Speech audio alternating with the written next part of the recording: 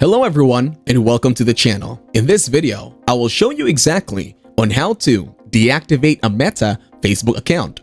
First, open the Facebook app and go to the menu. Then, tap on the gear icon to access settings and navigate to your account center. From there, tap on Personal Details and then Account Ownership and Control. In this section, you will find the option for account deactivation or deletion. After that, tap on it and select your Facebook or Instagram account. Now you need to decide whether you want to deactivate or delete your account. The account deactivation option is usually selected by default. Simply stop at Continue.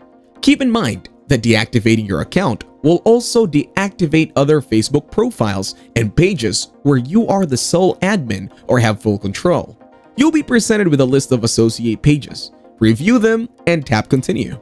In the next step, enter your current Facebook password and choose a reason from the provided list for deactivating your account. Select any option and tap Continue. Now scroll down to the bottom and tap Deactivate My Account. While your account is deactivated, it won't be visible on Facebook, but you can reactivate it at any time by logging in with your username and password.